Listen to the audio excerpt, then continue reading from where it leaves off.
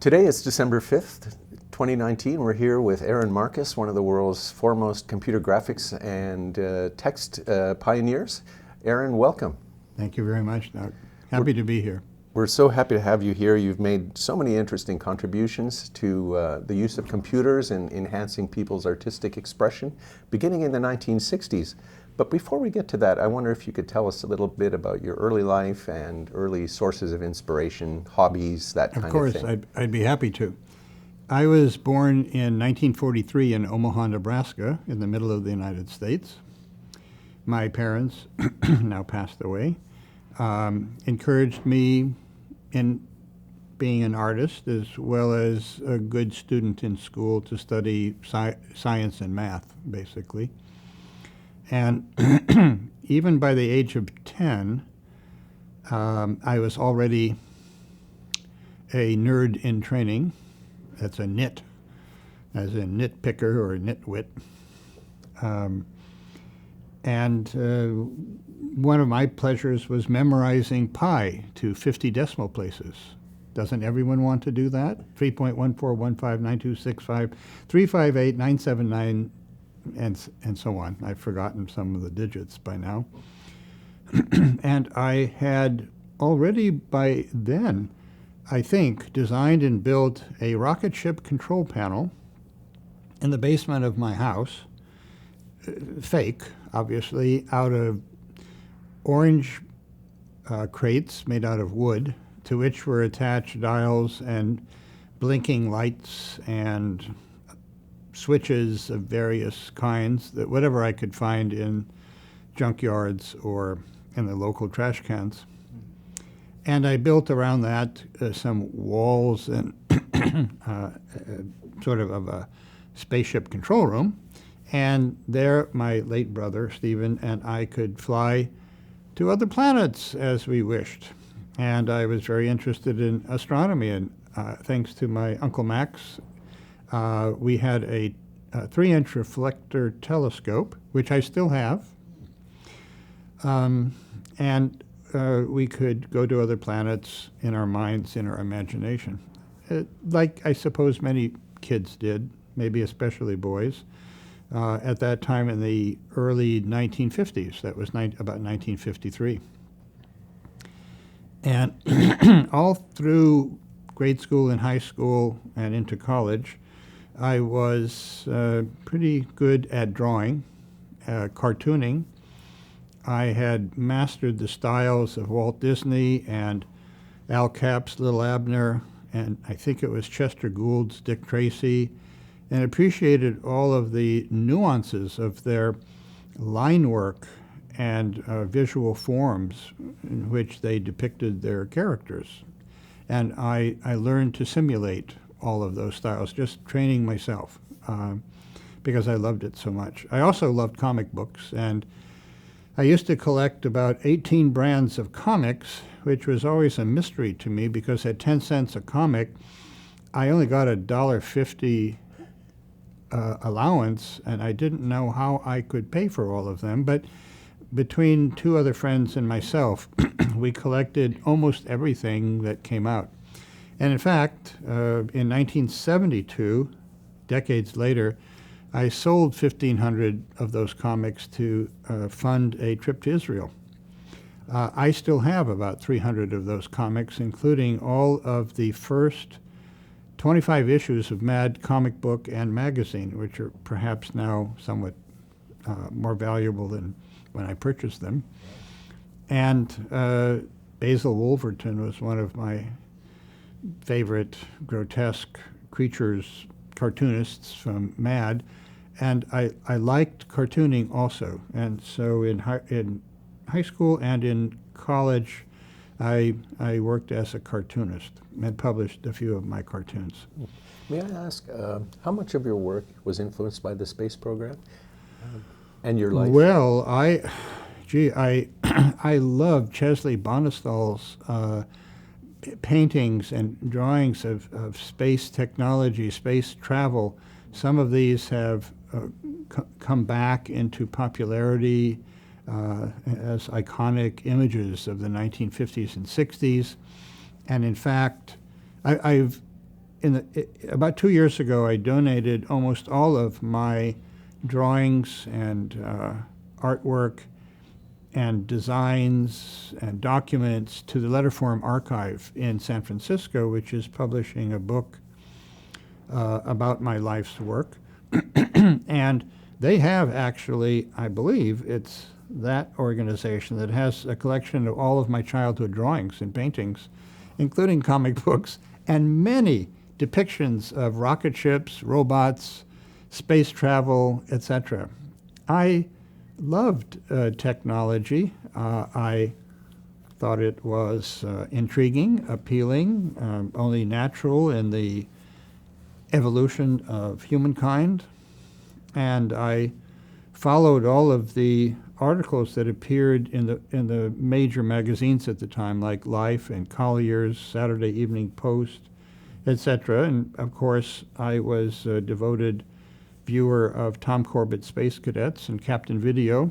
And in fact, I even lectured today about the past 100 years of science fiction movies and show samples, imagery from that time of Captain Video and Tom Corbett and Flash Gordon decades earlier, and follow the emergence of science fiction movies, and in particular their approach to depicting human-computer interaction. That's the particular take I have on those movies. I'm so glad you brought that up, because I was going to ask you what were the perceptions? I'm sure they changed over from the 50s and 60s and 70s of the public perception of computers. Were they the giant brains of the ENIAC era? They in the 1950s and 60s, as you might recall, or some might recall, computers were depicted as these large boxes with blinking lights and twirling magnetic tape reels. Yeah. That was it. Plus a few simple screenshots of text screens. That was enough to convey, this is beyond your normal understanding. You'll have to take it and believe it, that it's a superhuman, super powerful, capable of great good and possibly great evil. Excuse me. That hasn't changed. Now, did the evil part come from science fiction and the popular press, whereas the more positive things came? Whether computers were for good or evil came from depictions in pulp science fiction magazines. I forgot to mention that I was also an avid reader of Galaxy, If, astounding science fiction, and perhaps half a dozen more pulp fiction magazines that came out at the time. I show in my lecture Hugo Gernsback's Science Fiction Plus, which was a large format, sort of 8.5 by 11 magazine, which was unusual for the time. And a lot of these early depictions of computer technology were somewhat positive, with occasional bad seeds and invasions by strange alien life forms, etc. But there was also a lot of positive view about advanced technology being able to accomplish so many things to help people in various ways. Right. But you did have 1984 and other George Orwell's 84 and other documents which were much more pessimistic. And I'm trying to remember right now another film. I can't quite retrieve the title of it, which was an attempt to show a more beatific and beneficial viewpoint than what 1984 depicted. That came out around the same time. So there have always been debates and a certain ambiguity of whether all of this technology is for good or evil. And I tell you, it's quite remarkable.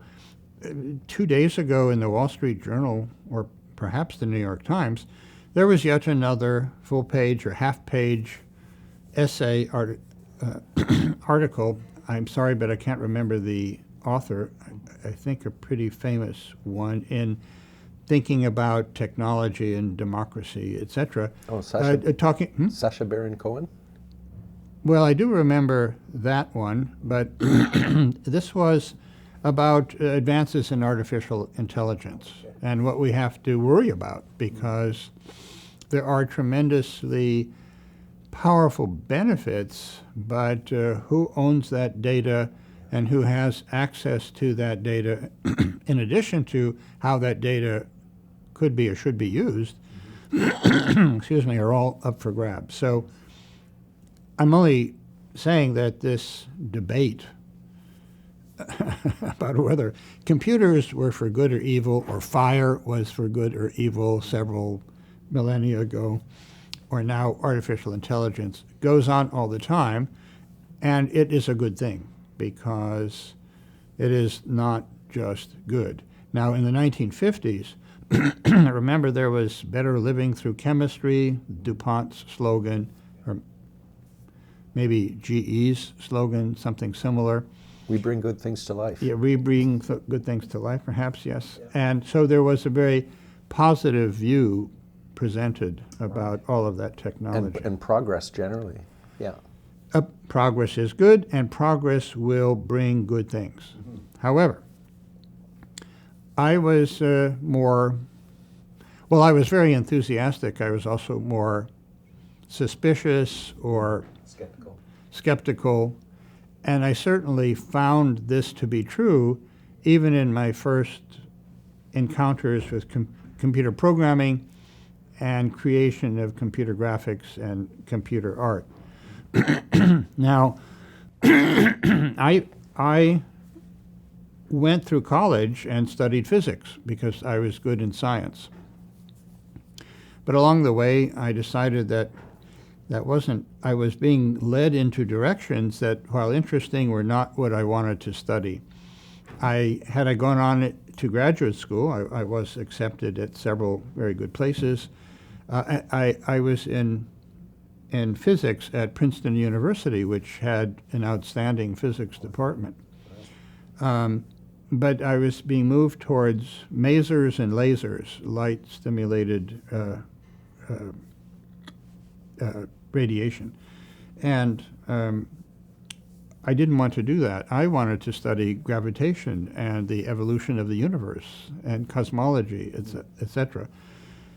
So I decided to take a chance and apply to art schools where I could study art and design, because I had always enjoyed photography, calligraphy, sketching, cartooning, painting, lithography, many of the forms of expression which I had participated in all through high school and college.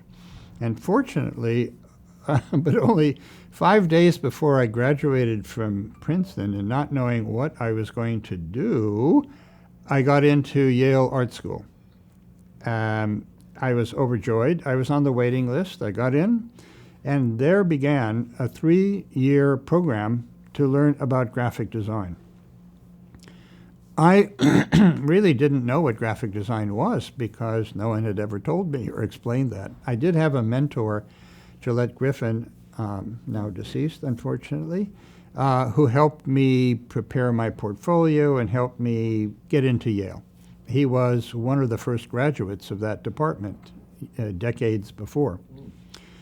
So, having recently studied quantum electromagnetic theory, advanced mathematics of various kinds, I now found myself in art school in classes cutting out little pieces of colored paper. And I thought, really, literally to myself, am I actually in art and design school now, or just in an asylum, and this is therapy that they're giving me, and I have to go along with it? Because I frankly had no idea what anyone meant by the words they were using when they talked about things. They would say things like, "Oh, that works." And I would say, "It does? Well, I'm glad, but what is it that's working? What are you talking about? What am I doing? What am I supposed to be doing here?" Gradually, after about half a year, the language filled in with meaning, and I could understand what people were talking about when we studied typography, basic design, visual communication. These were not things which were unknown to me. I just didn't know the terminology. And frankly, after I accustomed myself to my new environment, I loved it so much. I had more fun in graduate school than I've ever had in my life, and I literally did not sleep for about 3 years. I mean, I would, exhausted, go home and sleep for 4 to 6 hours maximum, and then go back to my desk in the design department or working in the photography darkroom all night or whatever it was that needed to be done to get my projects finished. And I loved it. My thesis was on the history of numbers, the depiction of numbers, 1, 2, 3 to infinity. I think that's the title of George Gamow's book. And during that time, in '66, I had already decided, for one reason or another, to take a course at the Computer Center in programming, Fortran 4.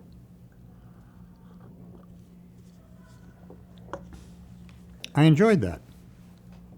I also took a course by someone quite famous whose name I cannot remember now. He later taught at the University of Hawaii, in the basic functionings of a computer. And I marveled at my ability to understand all of the processes, arithmetic, mathematical, and logical, that were going on in a digital computer. It was very exciting, very satisfying to be able to understand and embrace, at the time, an entire emerging technology.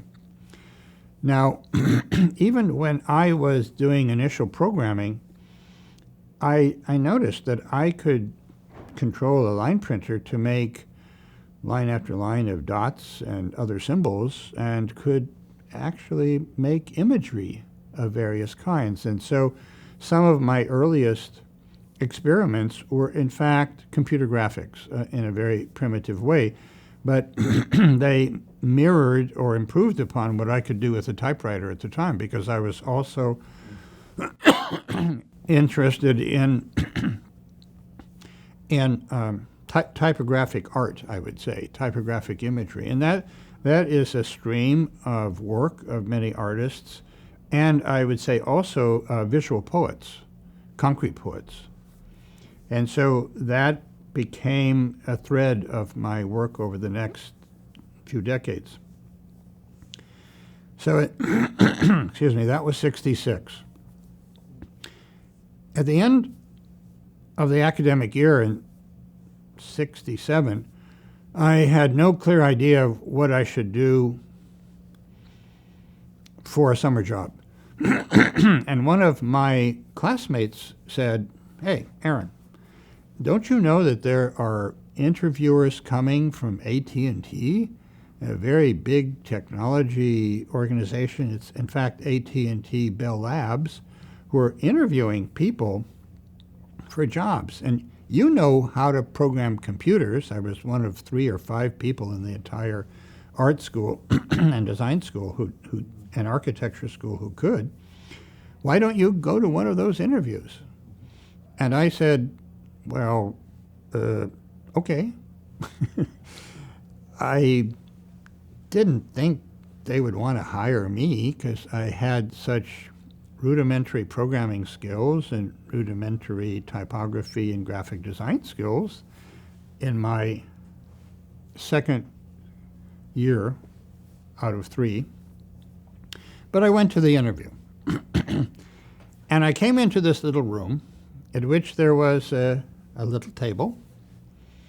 And sitting across from me at the table were two men who looked like they could have stepped out of Men in Black decades later, the movie. They didn't have sunglasses on, but they had dark suits, white shirts, narrow ties, and expressionless faces. And I was a little intimidated. And I said what anyone coming in for a job interview should never say. I said, I don't know why on earth you would hire me, but I did study physics, and now I've learned programming, and now I'm learning about typography and graphic design. Can you do anything with that? They listened to me. One of them turned to the other, smiled a little, turned back to me, and one of them said, well, actually, we're looking for someone exactly like you. I couldn't believe it. And that was the beginning of my career in computer graphics, computer art, computer technology, computer programming, user interface design, user experience design, etc. for the next 50 years. Wow. So I suddenly became, within a month, a summer intern at AT&T Bell Labs in Murray Hill, New Jersey, where sitting next to me was the best research laboratory in the world at the time. Better than, I think, anything on the West Coast, anything in Europe, Russia, China, not to speak of yet. And I had the pleasure of working with state-of-the-art mainframes, graphic recording devices like a Stromberg Carlson microfilm recorder, a GE 635 digital computer, and was asked to just play and get comfortable with programming in their own particular graphics language. About that time, AT&T had first connected black and white raster scan television displays to digital computers. And my job eventually, not in 67, but in 69 through 71, was to program a prototype interactive page design system for the picture phone, which had been introduced in 1964 at the World's Fair. And in 67, I already started to produce line or vector imagery, which was interesting to me, in part influenced by some other people at the lab who were experimenting with the depiction in dot matrix imagery of rather simple mathematical formula, which produced strange, interesting swirls and patterns. And they were beautiful to me and to others. I've always liked the expression of geometric imagery, or somewhat geometric-like, as well as other kinds of imagery. I learned at that time that I really had to work, with the computer as a partner in creating these things. If I tried to force it to do what I wanted to do, I was likely not to succeed. Right. But if I accepted some of the limitations and quirks, and occasionally because of my oversights of programming, strange things would happen. Something startling, new, innovative, and unexpected would occur, and I would say, oh, that's actually better than what I intended to do, and I accepted those as my work in collaboration with state-of-the-art digital computers. Right. I just wanted to quickly ask you, so you didn't use computers in your physics degree? No, that's a good question. Computers were just being introduced into physics, engineering departments, physics departments, etc. in the early 60s. I graduated in 65. I knew about them, but my particular undergraduate thesis was in Raman scattering from a gallium phosphide crystal using a ruby laser. So it was leading me to possible future technology connection to lasers. And I didn't generate that much data that I needed a computer. In fact, in my undergraduate career as a student, to earn money, I was a computer, as in the Really? old meaning of the word. Oh, do tell us I more. charted Yeah. engineering and scientific graphs or charts based on data I was given, and carefully plotted out the points, drew the lines, and presented my client, so to speak, with the depiction of data, the visualization of data that they wanted. That was pen and pencil, slide rule calculator, and pen and ink. And you've been doing visualization ever since? I was doing, yes, data visualization by hand in 1962, let's say, to 65. Wow. But I never touched computers. I only began to program them at Yale because Yale had wanted to reach out to various departments to get people to use their new interactive computer systems. The ones that I used at Bell Labs were someone at a little window, a deck of 100 to 1,000 or 10,000 cards, punch paper Hollerith cards, and the next day, if I was lucky, I would get a printout of something. And there were a couple of remarkable experiences that I would call religious, certainly spiritual, that I had during that time at Bell Labs. One was watching a systems programmer look over the printouts of Hollerith characters. You know, they might be 2 to 3 inches. On a punch card? That's what the printout was, 200 or 300 pages of IBM 1100 printouts. And he would flip, and suddenly stop and say, aha, here's your problem. You made a mistake there. And I would wonder, how on earth can he read through this gray mass of Hollerith pages, page after page?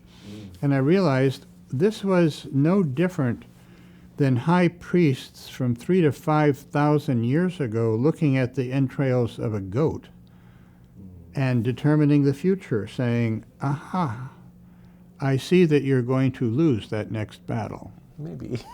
Yeah, the computer's real, though. I found it quite moving and startling. Yes.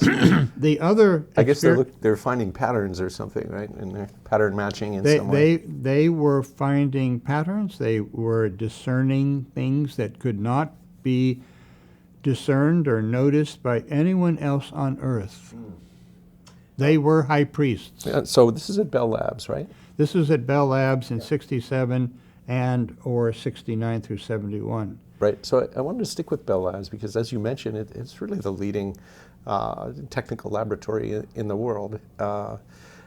There might be one or two others that are of that quality, and I can't even think of what they might be, who they might be. But so at this time, this was an extremely fertile time on a number of fronts in computing with the Unix people, Ken Knowlton and I was and just Lillian. about to mention some of my friends. And at Benoit the time. Mandelbrot too, was he there? Yes, Yeah. I knew him. So please mention the environment there. Yeah. I was just about to get to Okay, that. sorry.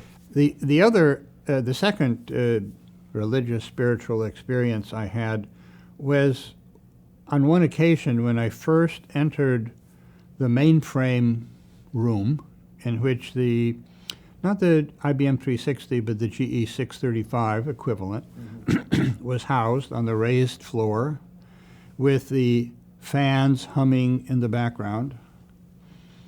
And I realized at one point and at one moment in that room, in that space, that I was the only human being in that room, Right.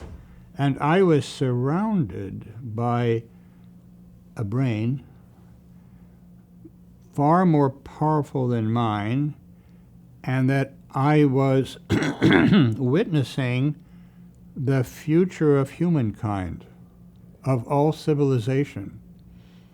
We had come to this moment, and here I was just witnessing, appreciating, thanking God that I could see this and be here. And it was quite moving for me at the time.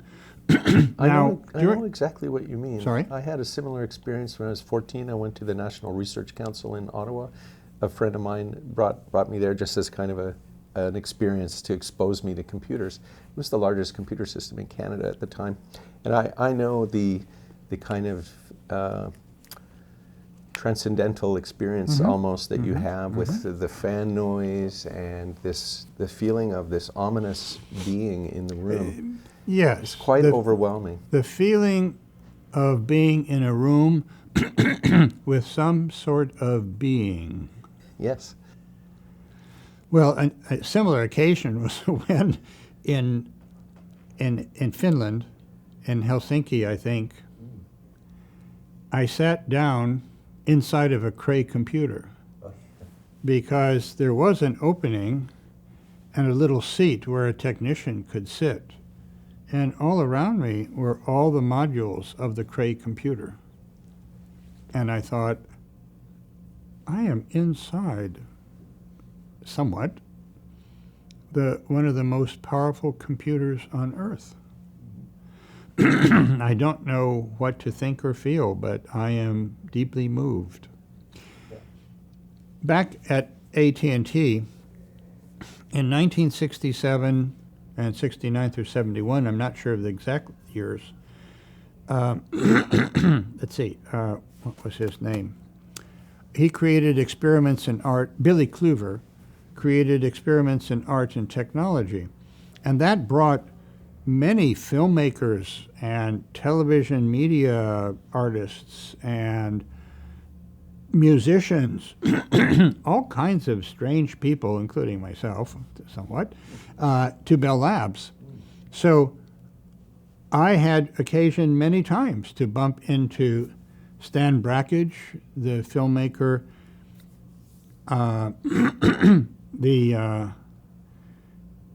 the national treasure of South Korea, Namjoon Paik, who was experimenting with television set small ones strapped to Charlotte Merman's breasts while she played a cello concert somewhere in New York. Interesting. All kinds of interesting and weird people. Yeah. Oh, Ed Emschweiler. I met, yes. who were coming to the labs as honored artistic guests.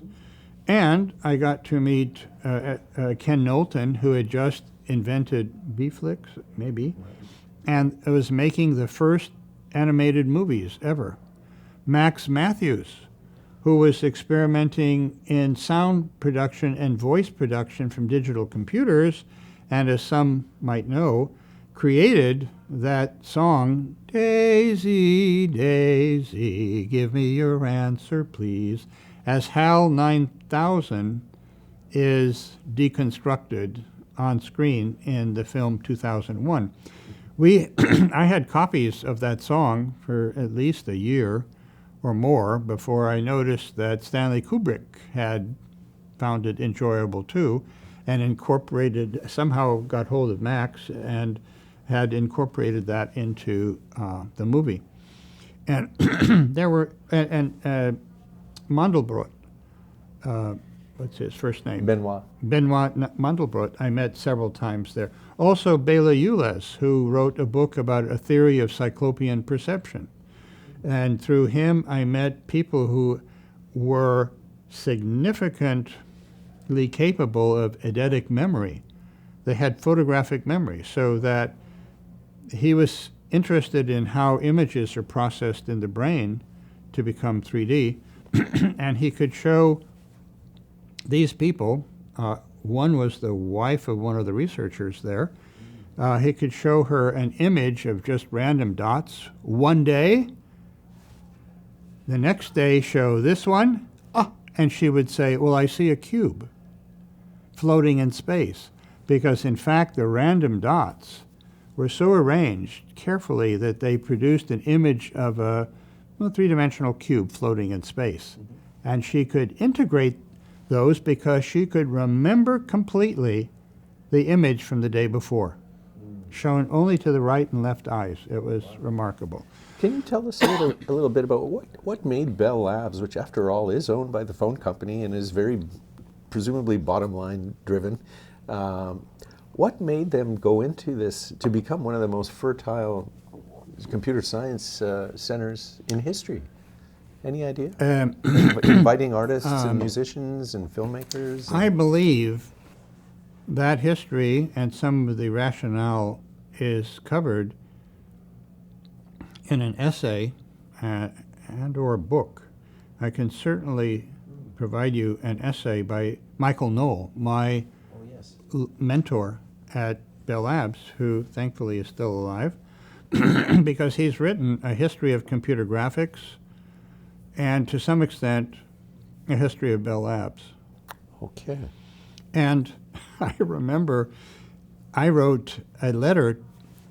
I could see that the picture phone was being introduced, and my work was supposed to be for the picture phone. And I thought, really, this is an incredible technology which they're, introducing into society. Have they studied at all or thought about the impact of this technology on society? And I feared not. And I wrote the head of the laboratory. I used to remember his name, but I can't right now. And my boss of boss, Peter Denish, was somewhat annoyed that I had gone around protocol and written directly to the head of the lab saying, why aren't you studying this? I know. They had just produced a copy of the Bell Labs record. I think I had a copy and donated that to the Letterform archive, which was extolling the benefits, the blessings of this new technology, without a single word about possible side effects or bad effects. May include loss of privacy. Yeah, many things. Well, the president of the library, the president of the lab wrote back to me and said, well, thank you for your letter, but we don't investigate those kinds of things. That's more for sociologists and psychologists, and we're engineers and scientists, and we don't do that stuff. Which was his way of washing his hands of the responsibility. But that's not really accurate, is it? Well, I think it was. And they were hiring, I think it was accurate at the time. They were hiring people like you, though, but that was a local aberration of Billy Clover's interest. Okay. And it made for just amazing people wandering around the lab. Yes. Down the corridors. Around the corner from me, Brian Kernighan and Ken Thompson? Huh? Ken Thompson? Ken Thompson? Ken Thompson were inventing Unix. Or Dennis Ritchie? Dennis Ritchie, I'm sorry. Yeah. Their office was over here around the corner to the right, and I talked with them. Another fellow was inventing TROF, which was a way to get better looking printouts through typesetting control. So I had an introduction to all of that. I don't recall if I was using email at the time, if any existed. But by the time, that was 1969 to 71. By 1981, I had become a staff scientist at Lawrence Berkeley Laboratory, to jump ahead. And I was using email as it existed at the time. Anyway, Bell Labs, for me, was a wonderful experience. a rich and varied experience and had a lifelong impact on my career. Not to get too granular, but can you share a little bit some of the hardware and programming languages that you were using at this Well, time? I mentioned that I was programming in '67 for GE 635 Okay. mainframe and using a Stromberg Carlson 2060, I think, microfilm recorder. But by the time I came back in '69 with raster scan displays connected to computers, I was using a mini computer, I believe. Okay. I can't remember. I saw some of your art from, let me show it to you. And this shows actually that you used Fortran and APL on a PDP-10 for these. Now that might be after Bell. It's in the 70s. Yes, 71 is cybernetic landscape. I'll comment in a minute. All these others were from a future setup, which I'll comment on in a minute. But I can't remember what kind of raster scan display I had access to in '69 through '71. I think it was mentioned, I think I mentioned it in my article for Visible Language about that records Okay. my work for Bell Labs. That was published in maybe '72, and I'm pretty sure I described the equipment that I was using. Okay. Right. So we can look that up. You can certainly find it out through my publications, but I'm afraid I can't remember every word that I've written. How about, no, of course not. Programming languages? Does that help at all? Or? No, they were local graphical languages with a lot of specialized Commands. terms and commands Yeah. that would do things like rotate objects, etc. So I don't know how much those became widespread conventions.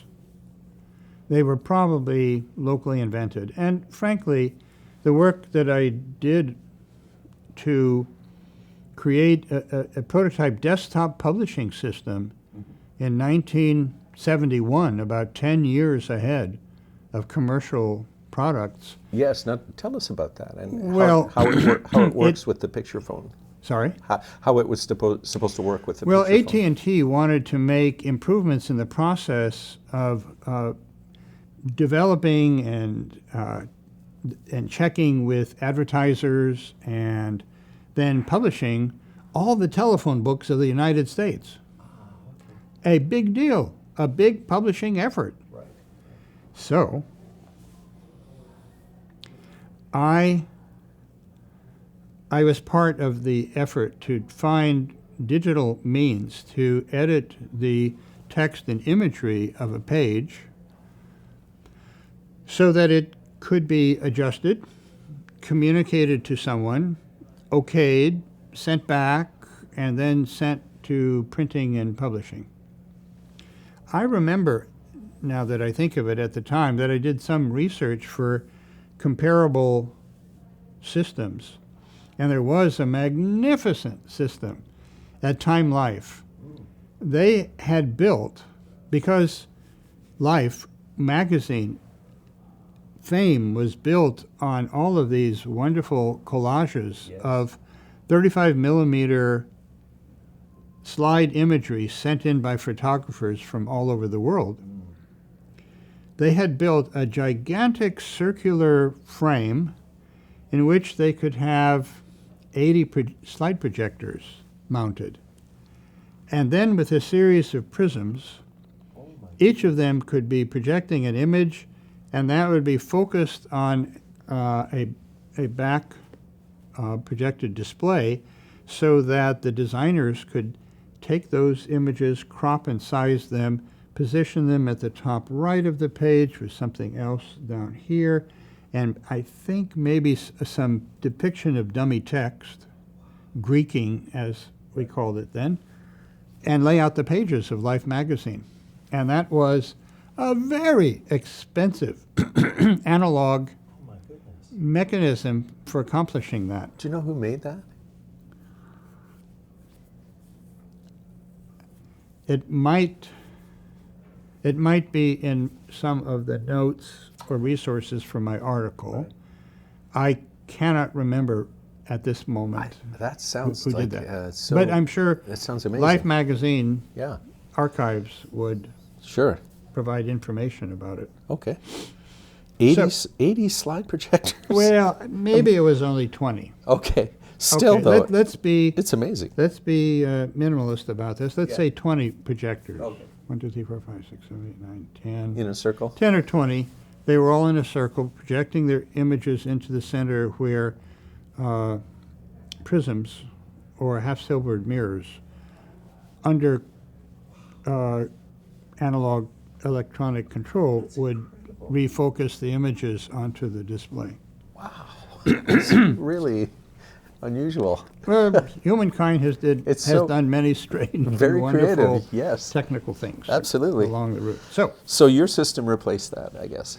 Well, or it was meant to was improve on an it. attempt to research how this would work using digital computers. Right. And so I had, I was designing a user interface with little light buttons that needed to be selected. And I had a depiction of dummy typography and imagery that could be manipulated and moved around like a desktop publishing system would do on even a microcomputer by 1984. Mm-hmm. But this was 1971. That was the best I could do. So with that background, I was teaching at Princeton. I had gone back after Yale to teach at Princeton. I hadn't expected ever to return there. Sorry, what year is this? I came back. I graduated in '68, okay. And I didn't know what I was going to do. Once again, for the summer in my life afterwards, I was somewhat nervous that I might be drafted into the Vietnam War. Right. And just as I was, I remember, I had applied for and had been awarded a Fulbright scholarship to study in Europe for a year at the Ulm Design School, which was the best graphic design, industrial design school in the world, I thought, and many other people did too. Wow. And I felt very fortunate that I was going to have a year to immerse myself in all of the lore. I knew about the school, I had seen some of their publications, etc. Mm-hmm. And this was about May, June of 1968.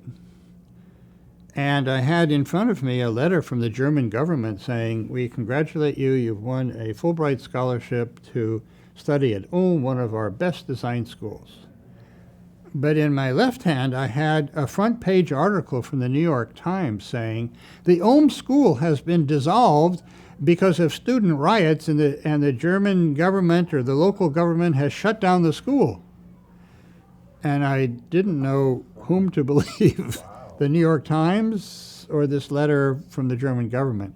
I decided it was too dicey and I didn't want to wind up going to Ulm, Germany and finding a wreckage. Chaos.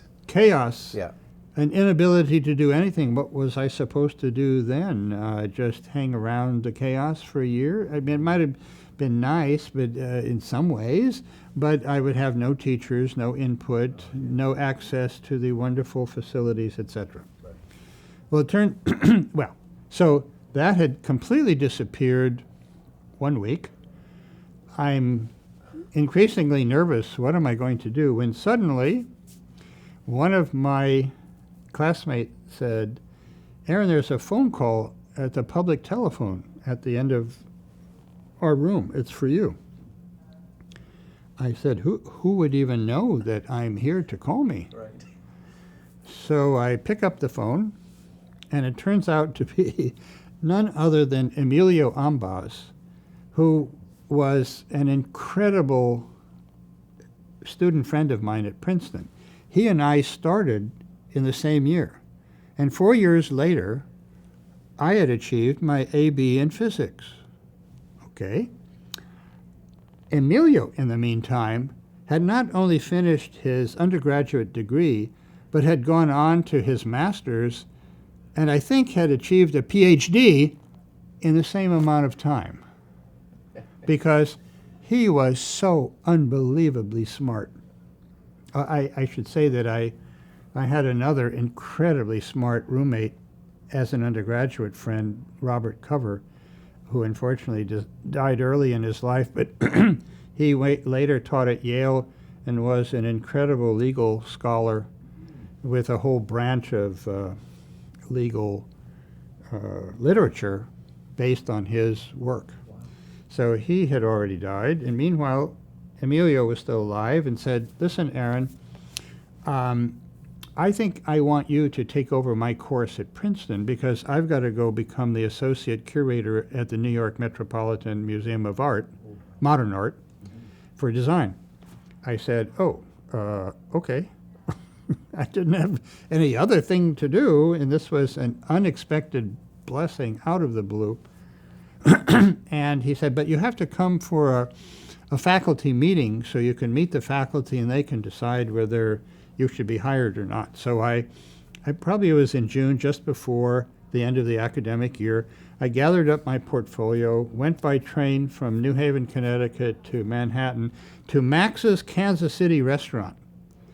You may not know it, but inside it's pitch dark, with tables lit by one little candle. It's very romantic and atmospheric. And there I'm introduced to all of the key faculty members of the Princeton University School of Architecture and Urban Planning. They're all sitting around this long table. I'm invited to sit down by the dean. We talk a little bit. They introduce themselves. I tell them a little bit about me. Time is coming to an end of what I think is a lunch meeting. And I said to the dean, don't you want to see my work? And he said, oh, yes, of course. Show me it. And there, by the light of one candle, I'm flipping the pages of my portfolio trying to describe the projects. No one else can see anything from that distance. And he said, thank you very much. Okay, you can go, and we'll be back in touch. I packed up all my stuff, went back by train thinking, what is this farce that I've been through? This is so humiliating. Only later did I realize it was a done deal. If Emilio said he's going to take over, I'm going to take over the course. Right. I was already in, but no one had ever told me that. Right. So that was June of '68. By September '68, I started teaching at Princeton for about 9 years. And during that time, I started to use the computer graphics equipment of the computer graphics lab in the biology department, I think.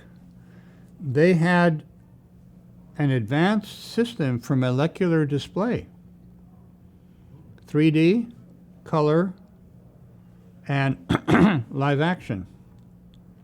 It was an LDS-1. Oh, yeah. Evans and Sutherland Line Drawing System 1, right, capable of drawing a vast 2,000 vectors simultaneously.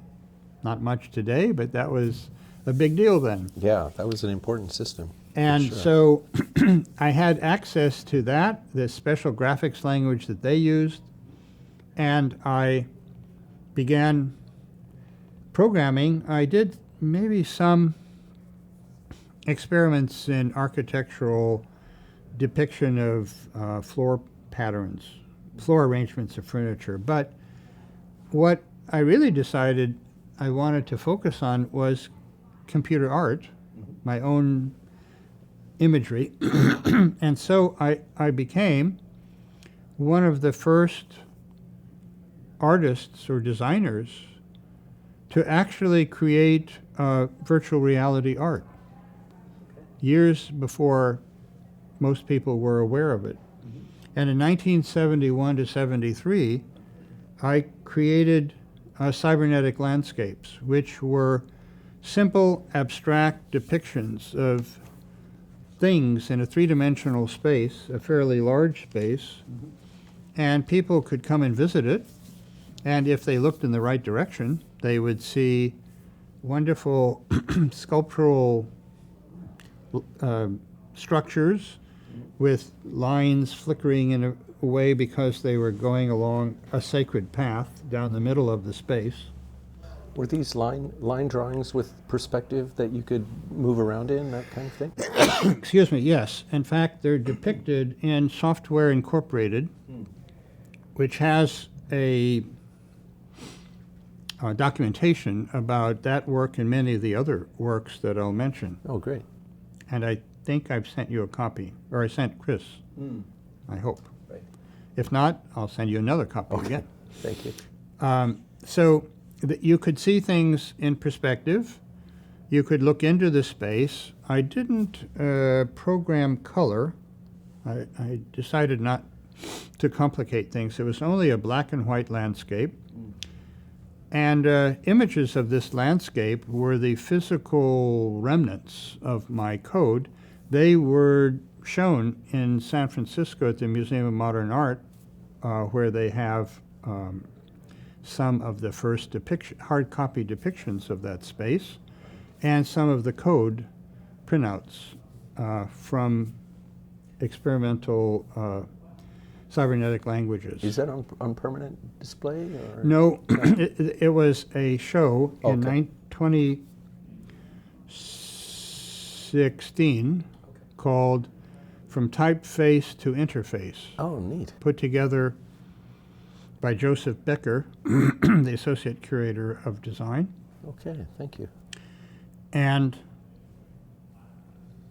did you know of Myron Kruger and any of his work at the time? Probably he did, but actually it was Myron Kruger, whom I knew, who wrote in his first book that I was the first virtual reality artist. Wonderful. Not too many other people have Well, there's not many people acknowledged that or who can speak commented about it. Not many people can speak authoritatively about it. So, well, that's great because he's an interesting figure too. Yeah. Oh yes. Yeah. Well, in this space, I also had a little dancer, a person who moved around the space. This was a design which I developed inspired by something that Michael Knoll had programmed, a little dancer, because he was interested in lava notation, the dance music notation, and wanted to see if you could program a creature and then have it maybe produce automatic lava notation for the movements or vice versa. How do you spell that? Lava notation? Yeah. L-A-B-O, L-A-B-I, and notation, N-O-T-A-T-I-O-N. Labby notation. I think that's correct. Okay, thank you. So in addition to that, there were little twirling three-dimensional dynamic sculptures that would do their thing, and you might or might not see them if you didn't discover all of the mysteries and wonders of the space. And along the sacred way, there were something like Burma shave signs, if you know Burma shave. Yes.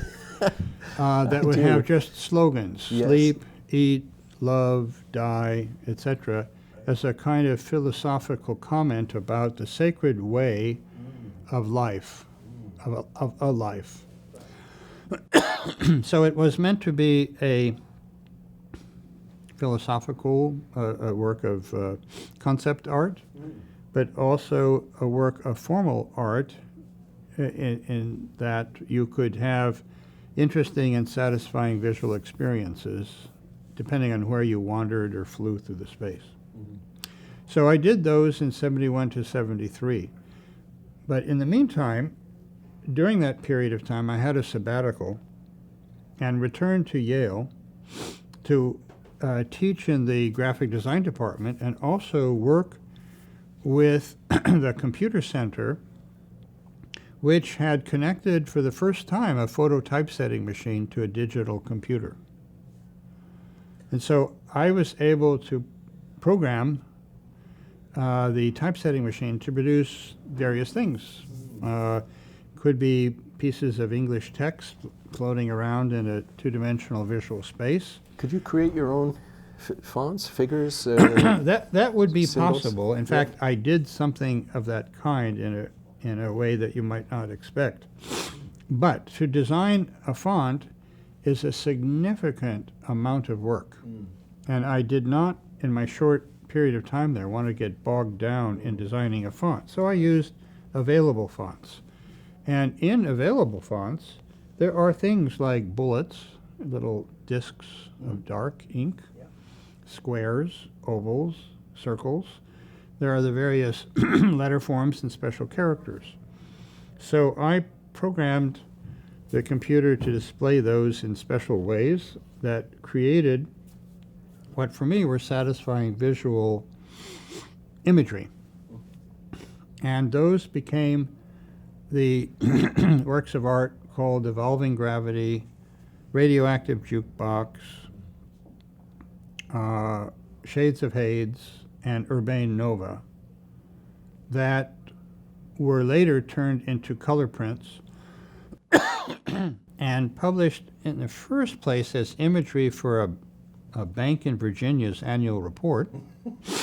But they were kind enough to print hundreds of extra copies for me. Oh, nice. Yeah. Which became a limited edition numbered, signed and numbered Ooh, print very interesting. selection. And Yeah. you have a set, so does SF MoMA, Oh, wonderful.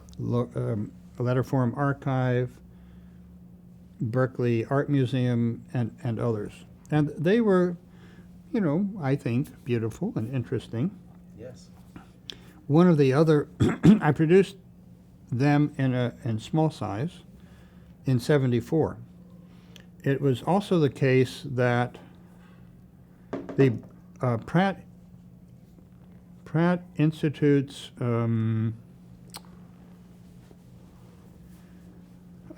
special facility in Manhattan, not in Brooklyn where Pratt Institute is, heard of my work. They asked me to write an article for their magazine, which I did. I did publish a lot of articles about the coming world of technology and the role of design and computer art issues, etc.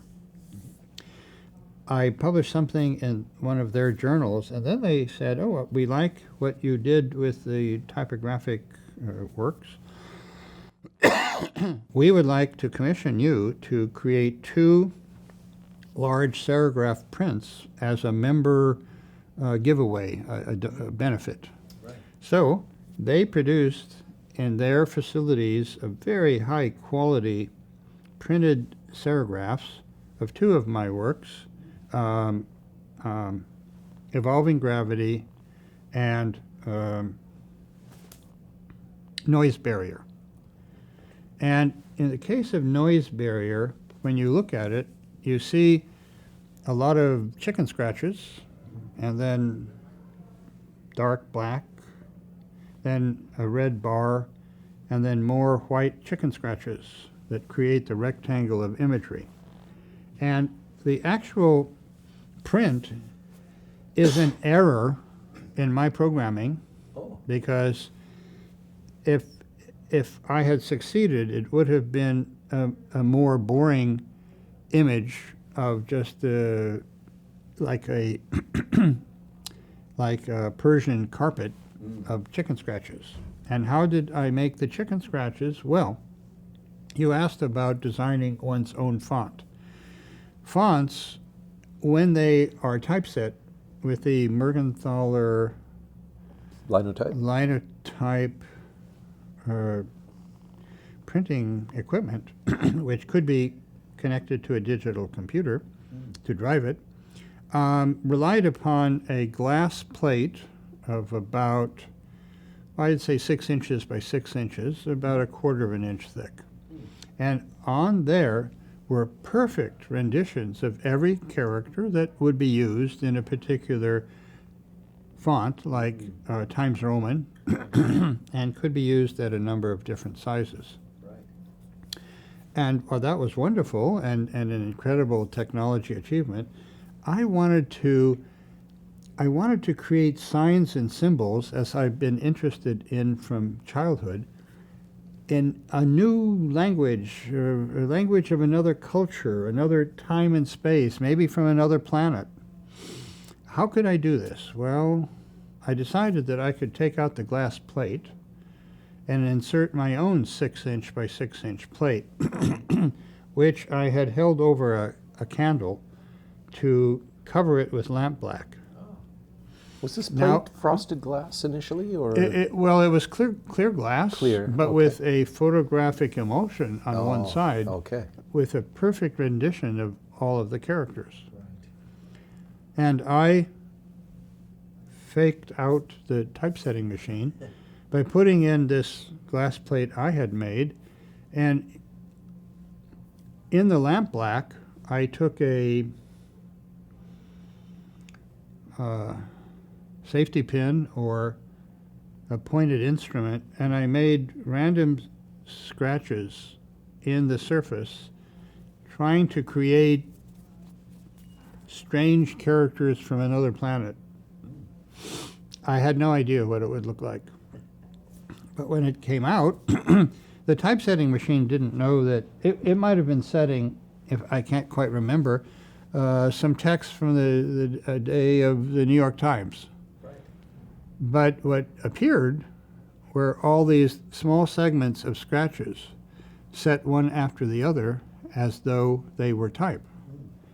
And all together they made a carpet and pattern of strange signs or symbols, uninterpretable in normal language, but enjoyable to look at as visible language. And that became that image, which was transformed into Noise Barrier in 1972-4. So I continued experiments using computers, CalComp plotters, other computers in other facilities. I published some of the imagery. I had exhibits all over the world, in Japan and the US and Europe and I think South America and in Israel. Now, at this stage, by computer, you mean a mini or a mainframe, one or the other? That's a good question. I think by that time the computer that ran the typesetter was a PDP-10, Okay, a mini computer. right. Okay. And I would have to learn a particular programming language to make sure that Do you remember using APL at all? Because that's I studied APL. I may have used APL a little bit for one project, but I didn't go very far. it certainly has an interesting character set. Oh, yes, yes, yes. Well, that leads me to soon to my DARPA project, but just going through time, I'm trying to remember some of the artworks that I created. Many of them were experiments in trying to create new signs and symbols. And I did that also in artwork back even in '71, I think, with a press-on lettering called Letraset on yes. top of scientific chart paper. And those were published in Typographische Monatsblätter in Switzerland, and most recently were republished in a book about the history of Letraset type. Because many graphic designers all around the world use this kind of press-on lettering. I had hundreds and hundreds of sheets of it back in the 70s and 80s. It's also used in prototyping when you prototype a product. Just like yes. to You label could, the that's front, right. label the front panels and stuff. Correct. You would press it right onto the object, or a new display of a vehicle or airplane or a box of soap suds, depending on what you are designing. That's good. Do they still make that, by the way, Letraset? I should know, having worked with these people creating the Letraset book. I can't quite remember. I think there may still be some production, but it surely must be very limited and for the connoisseur or for the nostalgic collector. So we're back in 1977. My career as a faculty member at Princeton was coming to an end. I decided to move to Israel. I thought I would stay there. It didn't turn out that I could, because I couldn't work out a permanent teaching position. And I did some... Sorry, what university was that? Sorry, a good point. I was teaching at both the Bezalel Academy of Art and Design, which was separate at that time from the Hebrew University, both of them in Jerusalem. I was teaching in the graphic design department and the industrial design department at Bezalel. They didn't know that I was also teaching at the Hebrew University in the Communications Institute that Elihu Katz, Professor Katz, now deceased, had created, and also in the geography department. I was teaching basic computer cartography there. So I had quite a load of teaching. I was teaching often in Hebrew, and because my Hebrew was much better then, as was my German. May I ask where you learned that? Was that as a child? A little bit through Hebrew school, but I really learned it when I first went to Israel, when I first had a sabbatical in Israel in 72, I think. And I went to Ulpan Etzion, which is a very good place where you learn to speak Hebrew very fast. Wow. And so I learned spoken Hebrew, street Hebrew. I still had some trouble with newspapers and literature, but I can read it, and at that time I could speak fairly fluently. And I also had lectured in '69 in German in Switzerland, because I had taken German for 4 years for physics. It was either German or Russian at the time. And I like languages and had some ability to learn these languages. So I was teaching at one point in February of 1978 in 4 different departments, where the classes were ending and new classes were starting, but nobody's calendar was ever coordinated with any other departments or institutions. And consequently, I was teaching 40 hours per week. Oh my gosh. That's And about 10 times more than a real professor. I would than a professor run teaches. in my car from one place to the other, reusing lectures from some class into another class, back and forth. Luckily, it was only 2 weeks. Exhausting. But it was exhausting. Yeah. I had a good time in general, but as I say, I couldn't make I couldn't convince anyone to give me a permanent position. I did do some further work, and I had done that in 1975 at a computer graphics lab that was, I think, jointly funded by both Bezalel and the Hebrew University. But unfortunately, that place had come to an end just as I was arriving. So it was bad timing on my part. It's kind of like the thing. Yes. Yes, it was very Ulmish. Yes. So I did what I could. I had some exhibits of my work. I think it must have been at that time that I was able to convince the Israel Museum to accept some of my artwork into its collection. And I came back to the United States. I happened to learn of a teaching, actually, what I learned of was a research fellowship position in Honolulu, Hawaii. So I moved from Jerusalem to Princeton for the summer and on to Honolulu to begin a research project to design and visual communication of important concepts related to the subjects of study at the East-West Center at the University of Hawaii. And they were studying population and energy and demographics and other major topics. And it was an incredible opportunity. I led a team of about 7 people, including my ex-second wife, Susan, and Yukio Ota, a very famous graphic designer from Tokyo, Japan, a media specialist from Tehran, who was the first person in Iran to translate Marshall McLuhan's work into Farsi, Oh, isn't that interesting?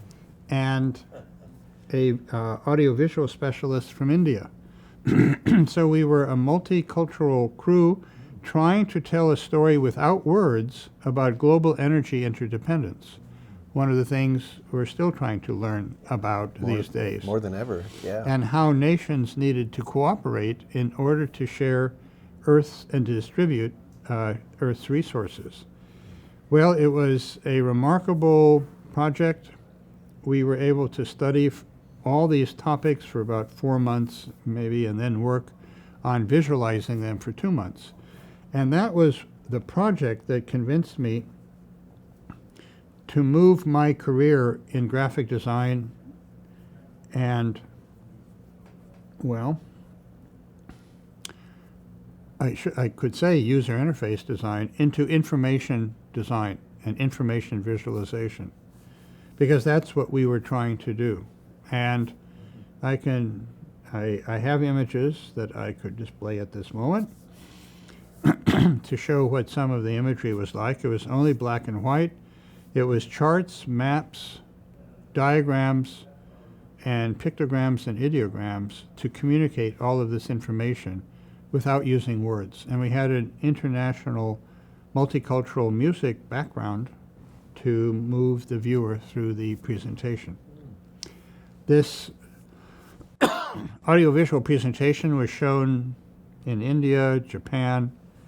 I don't know if it was shown in Iran, because just around that time the Shah was kicked out and relations of the United States with Iran came to an abrupt end. Right. So this is 78, 79. 79. 70, yeah, it was issued in about January of 79. Okay. By that time, I had found a home at the University of California at Berkeley, where again I was teaching in a College of Environmental Design to architects and urban planners. That didn't last too long, because I had hoped to create a center for graphic design, information graphics, user interface design, but I was about 30 years too early. Just when I thought, once again, what am I going to do to keep myself employed or my family funded,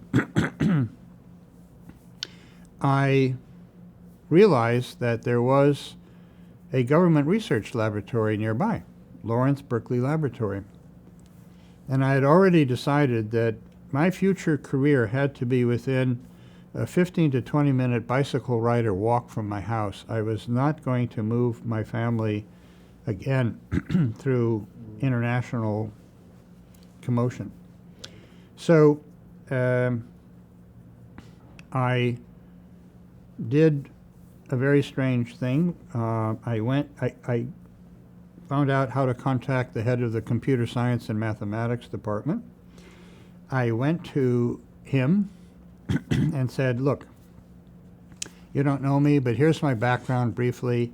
I think I could help you. I think I could do something here that would be beneficial and would help communicate the information that you're trying to produce to the people who need to see it, to make better use of the computer equipment that you have. And that group was creating a multi-level, multi-dimensional, multi-database visualization of socioeconomic, environmental, demographic information systems for the U.S. government, for the Department of Energy and the Department of Labor. They had been doing this for many years. They continued for many years.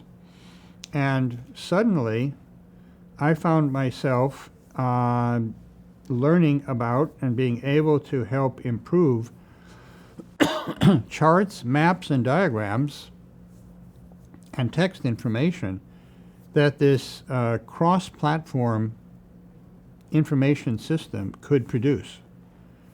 It was at that time that the first depictions of the U.S. Census data were just now starting to collect for the 2020 census.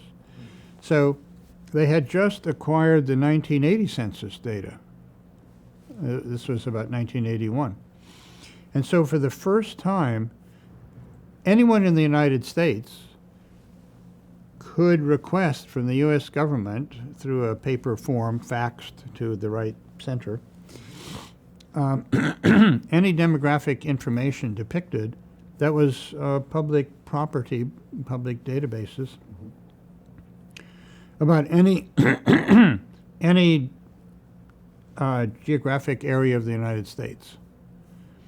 These had all been produced in a limited run by hand and analog means for decades.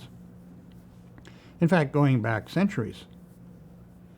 This was the first digitized production of U.S. census data. And so my task as a designer was to design a book with perhaps 1 million pages that I would never see, but to set up the parameters for how text, charts, maps, and diagrams would appear on pages that would be automatically laid out by the software. That was my task, and we accomplished that.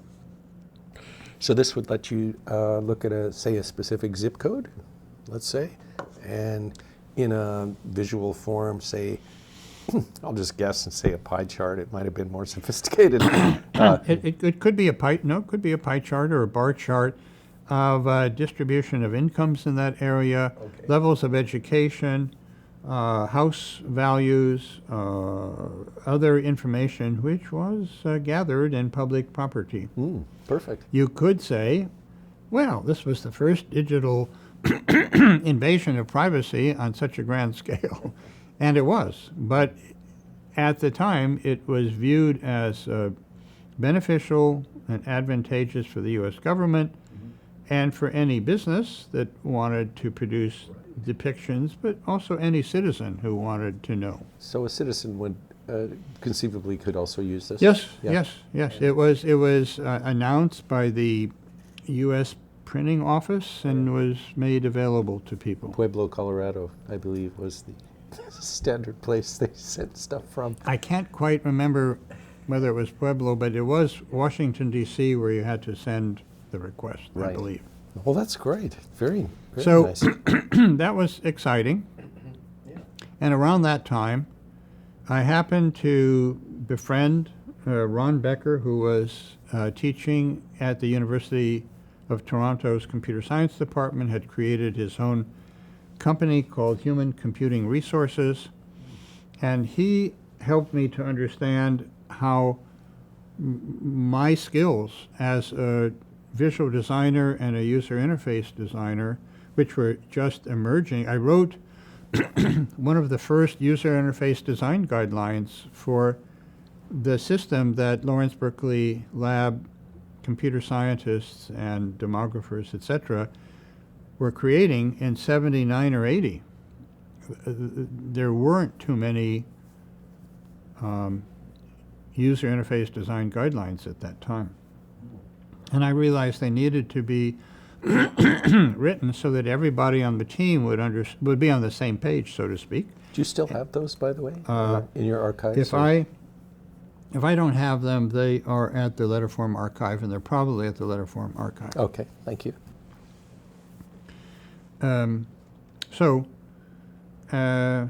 Ron made me aware of DARPA. I don't even think I knew what DARPA was before I met Ron. And together, we wrote a proposal for 2 or 3 years of research, with Ron and myself being co-principal investigators, to improve the depiction of the C programming language. Because DARPA was had a large program in a large area of funding for program visualization. Why? Because they knew that programming was becoming the largest literature production effort on the face of the planet. And most of it was terrible, unreadable, hard to understand, with few or no comments, and that programs to launch rockets, to run airplanes, to build airplanes were becoming 1 million lines of code, and that this was headed for a disaster if they didn't find a way to make this more understandable and more human-friendly. So that was our research project. We succeeded in getting it funded, and once I did, I left the laboratory, set up my own user interface and information design visualization firm, Aaron Marcus and Associates, in 1982.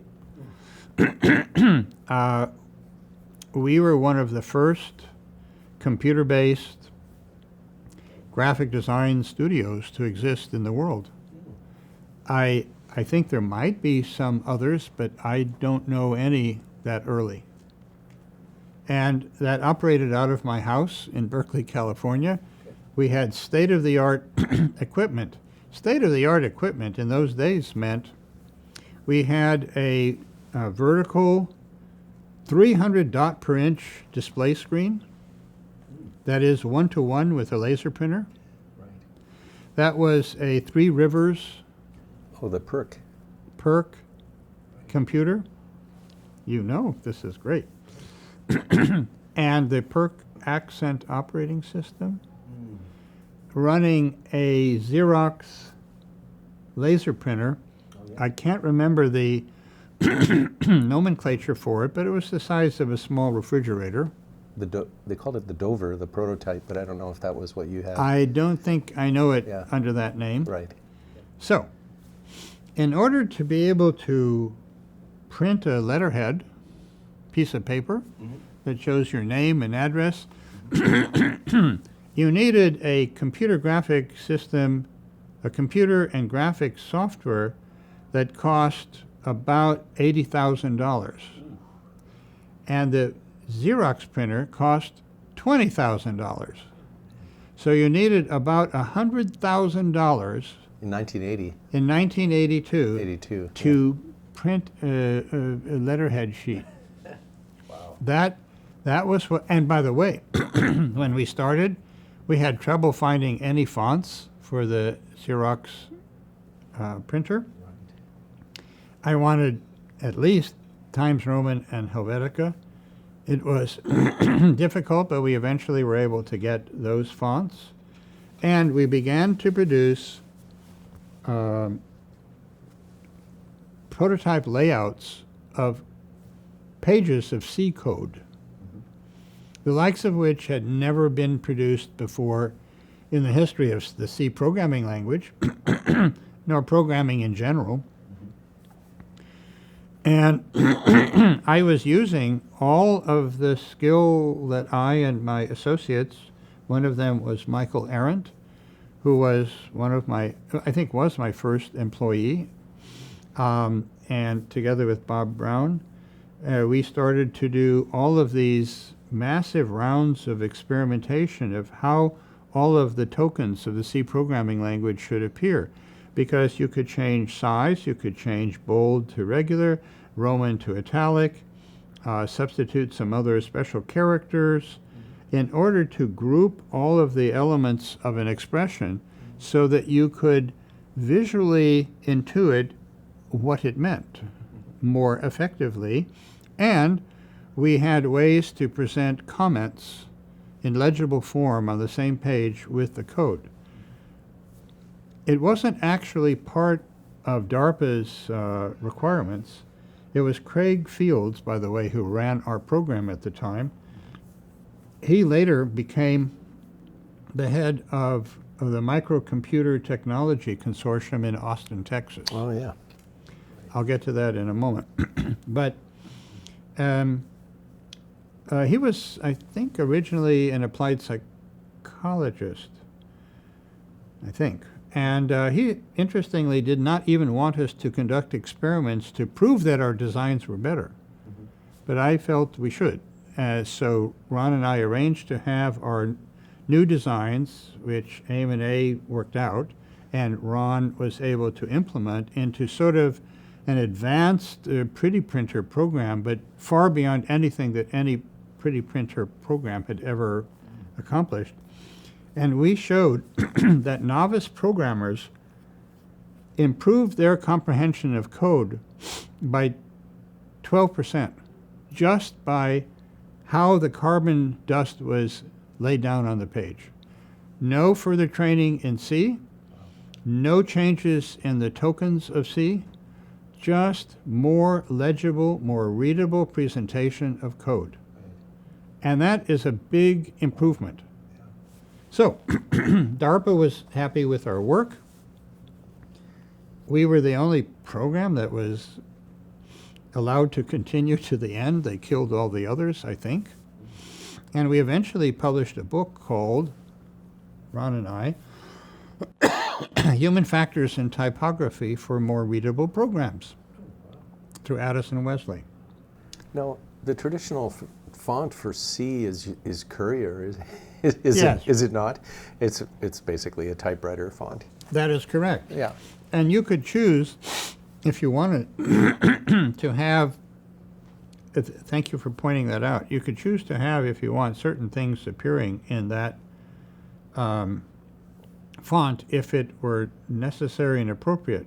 But we were actually using Helvetica and Times Roman to be able to group characters more closely so you could see what was a constant and what was a variable, what a grouping of parentheses were enclosing various tokens. I see, I think what you did is you prefigured how an IDE works today, an integrated development environment, in the sense that like they will match parentheses for you and flag them in different colors so you keep That is correct. We didn't, things like that. Only at the end did we experiment with color because we were not actually conducting the research for screen display. Right. We of were course. doing it for laser printer documentation of code. Yeah. But much of our innovations could be transferred to any kind of screen display. So that was a project which helped AIM&A to get started as a business. Oh, perfect. And we were then busy. I was trying to learn what the possibilities were in the world of business amongst our clients. And eventually, over the next 30 years, we worked for almost every platform, almost every vertical market, for almost every kind of user group that the US and also clients in South Korea, Japan, Europe, and elsewhere could provide. We helped to integrate all of Reuters' financial data display into a single screen instead of multiple screens, because people were being overwhelmed by all the data that could be displayed. We worked for CAD/CAM, computer-aided design and manufacturing, CAE, computer-aided engineering. We worked for medical systems, for the National Institute of Health, for the Genomic Project at Lawrence Berkeley Laboratory, in the depiction of genes. We worked for the U.S. Federal Reserve Bank, for 3 different branches of the U.S. Federal Reserve Bank, because the San Francisco branch was developing. It seems kind of amusing to remember this, that in 1994 to 2000, I think, during the time that we worked with the Fed, they were trying to create a more integrated computer-based system that could look at and manage the health of all 12,000 U.S. banks, or maybe it was 8,000, I forget. They had no means to do that. They were using pieces of paper, faxed sheets of information, handwritten messages, things mailed, telephone calls, who knows what. It was not integrated at all. And you might think, how could the United States have managed itself? But that's the way hospitals were, and in some cases still are. In the case of the Fed, they had a project called AMY, A-M-Y. Maybe it stood for something, but I can't remember now. And we created a series of prototypes, demos, that we distribute and show, if necessary. I could show you a cleaned up version that's okay to depict. And we worked with their technical people to make sure that everything we showed was feasible for software tools about 3 years from now, when we could not predict where the software tools would be. And lo and behold, 3 years later, they built it. And then the U.S. Treasury Department saw this and said, "Ooh, we want one of those too. Can you do that for us?" And so we started to have some discussions with the U.S. Treasury Department to improve the way all agencies of the U.S. government are paid. And when we saw the spaghetti diagram of how this occurs, we were aghast. You know, the U.S. Park System employees have to be paid, and whatever other government agencies there are all have to be kept track of and paid. So based on what they showed us, we tried to figure out what would be a better and hopefully suitable way to depict all of essentially the commands and the data elements that needed to be provided. And we made some computer-generated sketches of what that would be like. Remember, we had done no research to speak of, other than looking at the information they provided. This was not functioning software. It was not interactive. And they said, "Oh, I see, okay, well, thank you very much. We'll get back to you." Well, good. We waited and waited and waited, and after a while I thought, I really should check in with them. I don't know, maybe they didn't like what we did, or maybe they've abandoned this plan. I didn't know. So I contacted the people, and they said, "Oh, thank you very much. Well, can we help you now to develop the system?" And he said, "Oh, no problem, no need. We already built it." And I said, "You what? You built this system based on our somewhat innocent and initial sketches?" "Oh, yeah, we took care of all of it. Thanks very much.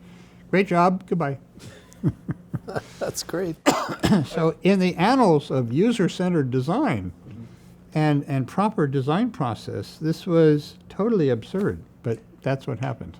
So speaking of user-centered design, there's a programming style known as visual programming. I'm sure you know about where, and correct me if I'm wrong, but I think you start with the user interface, is that you build what the person will see first. Well, yes. And do you have any comment on that style of Well, programming? the fact is that is what we were doing for Amy. for the U.S. Federal Reserve Bank, Right. depicting all the major sequences of what you would need to see and how pressing on this button would lead you to that screen. And to connect all those, you could create, as we did, interactive demos. In fact, at an early stage, very early in our history, we were using Macromedia Director to do that, at a time when no one knew about using Macromedia Director for user interface design depiction. Now, for web-based things, or is this? Oh, this was pre-web. So how do you? Director would run on a PC or something? Oh, excuse me. I should say that Yeah. by January of 1985, we were an all Macintosh office. We'd still had the PERC system and the Xerox laser printer, but that project had come to an end. The U.S. government forgot about the equipment. We didn't know what to do with it because technically we didn't own it, and yet they had signed off and said goodbye to us. And we contacted someone in their logistics, and they said, we don't want to know about it. Do with it whatever you want. So we tried to contact UC Berkeley. I think their computer science department said, well, okay, we'll take it and see what we can do with it. It probably sat in their hallway until they threw it out. And so this $100,000 piece of equipment, 3 years later, was worthless.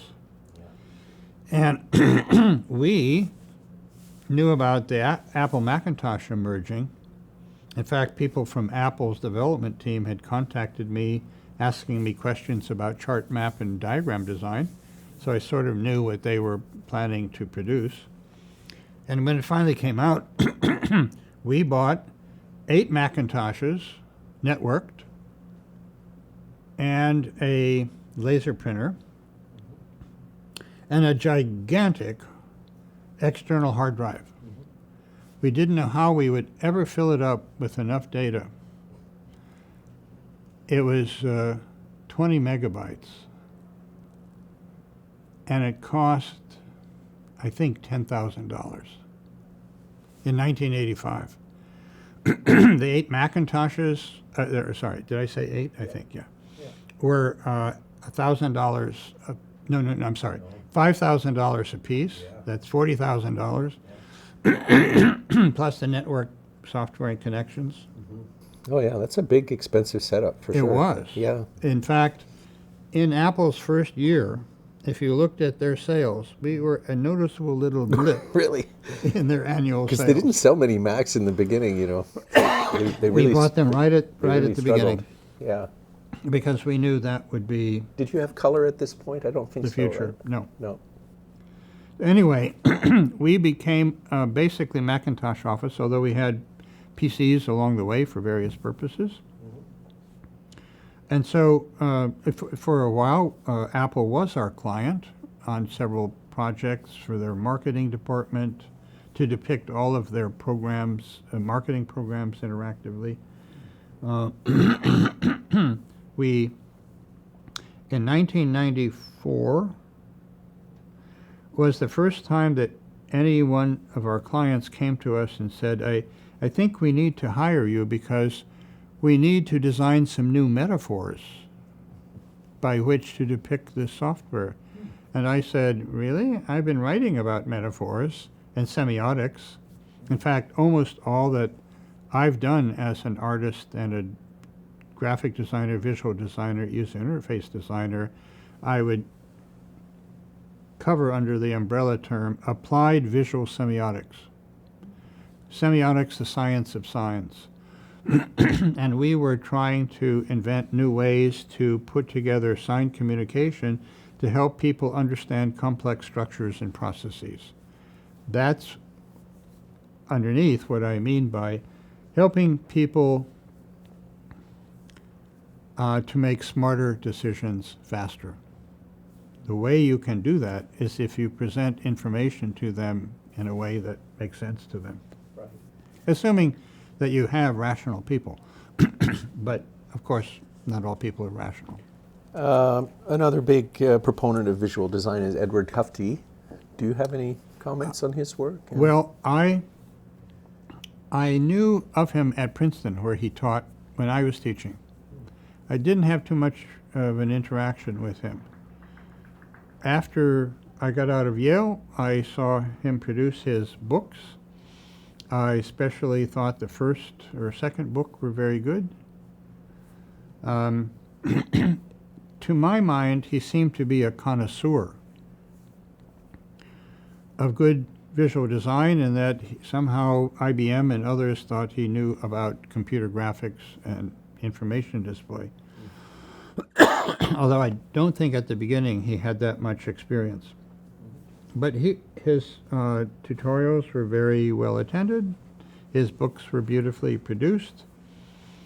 But I think in general, he may have changed things because I haven't had much contact with him in decades, is that he would say, I know better, and this is good. That's bad, and this is very good. Follow my advice. I was taking a different approach. I had to deal in our clients with programmers every day, and I was trying to teach them in my tutorials how to discern bits and pieces of good design, bits and pieces of good typography, good layout, good color, good sequencing, and those were the subject matter of the components of my lectures and tutorials and of our consulting with our clients. So some of my staff took his workshops, and I know that he's been quite successful and bankrolled his own house and remortgaging it to pay for his books because he wanted them to be published his way or the highway. Oh, I see. Right. I'd like to just ask a little bit about, this is kind of out there as a question, but how much of what you do is dependent on human psychology, human neurology, in the sense of, the way the brain works? Much of it's a good question. Certainly much of our design work is based on basic principles of human perception, and some of those have been written about and talked about and taught since Wertheimer in 1921, I think, or 27, published Basic Principles of Human Perception.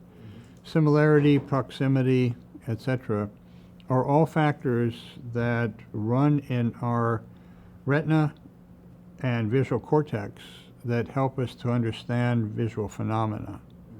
So those were definitely part and parcel of the underlying principles or rules governing good decisions about what to do and how to structure information. I would say that as the years went by, certainly after 1999, I became more and more interested in cultural factors that could influence people's understanding and decision making. Right. And I started to lecture and tutor about those, and to consult with our clients in how to, for example, for library system software, to make American or English-based software more suitable for use in Saudi Arabia by students and librarians of a school system. Because people were interested in porting things and normalizing them, localizing them for a particular group. Usually that had meant changing the language to be suitable, and there are techniques for doing that. But people had not spent so much time thinking about the imagery, about certain concepts or references that might or might not be appropriate for the target user community. Yeah. And more recently, speaking of psychology, it's been an interest of mine for decades, maybe going back to my first cartooning and drawing Walt Disney images of Mickey Mouse.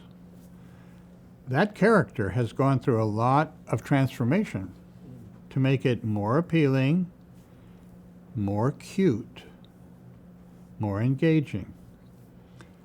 And that applies more and more to products and services that are designed in the early part of the 21st century. And so I began to study with colleagues the principles of cuteness and what makes things cute and what makes things cute in different cultures. And so I published in 2016 or 17, unless it was 2018, Cuteness Engineering through Springer, and invited colleagues from Japan and China. Who else? As well as myself and some others to write essays about what cuteness means in those cultures. Now I'm laughing because I know the Japanese have a special word for that. Do you remember what it is? Yes, I do. Temporarily, I have forgotten. Oh, that's okay. It may come back in a moment. We can add it later. But it's like kind of like the Hello Kitty. Yes. No, we had. Oh, I know. We had the current manager of the design for Hello Kitty write an essay about the history of Hello Kitty. Oh, wow. Which appears in the book. Got to get this book. That's great. And a fascinating history of cuteness in Japan, and also a fascinating history of cuteness in China. They are not the same. They apply to different things. They apply to different age groups. They apply to different terminology and artifacts that are designed. And there are certain rules or principles that govern their use. But as products become more and more shipped around the world, and attempts are made to be certain that something designed in China is going to be acceptable in the US, and vice versa, professionals need to be involved to help think out, govern, manage the design of what exactly is going to be shown or heard or smelled, all of it contributing to acceptability. And I guess the word engineering in the title suggests that this is something that's carefully crafted and shaped. And I wanted to be somewhat provocative in the title. Yeah, it's a wonderful you title. Wouldn't think you'd have to engineer cuteness, yeah. But in fact, it is done all I the get time. it. It's a wonderful title.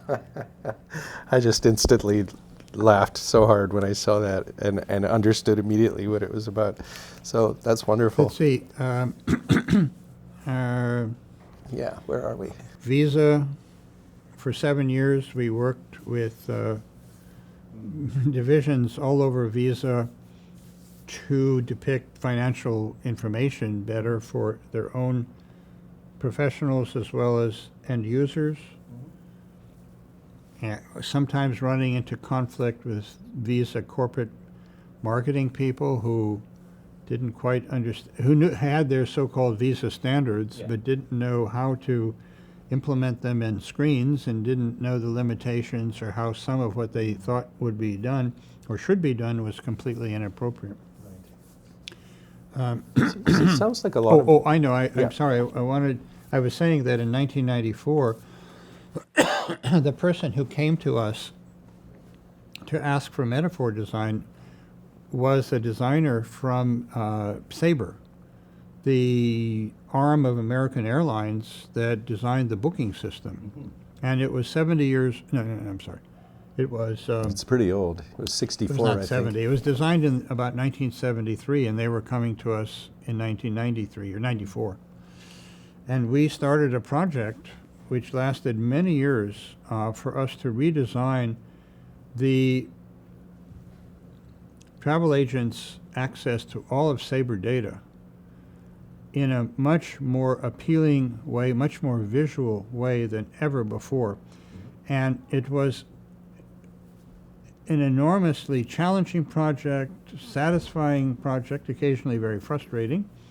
But we were blessed with an incredible opportunity to redesign the entire approach, something like 20 times, and to have it tested. That isn't done normally in product development. No one takes that amount of time. Right. We were trying to reduce errors and unanticipated actions by the user and improve satisfaction and engagement to whatever Sabre considered was an appropriate minimum. And eventually that was done. We then, because Sabre, the three key people from Sabre left and moved to Orbitz. We started to work with them, but then Orbitz and Sabre got into legal conflicts about you're stealing our trade secrets, you can't do that, blah, blah, blah. We did not want to get caught in between the arrows and spears of two groups of corporate lawyers, so we left both of them. We actually worked on the booking system for Virgin America also.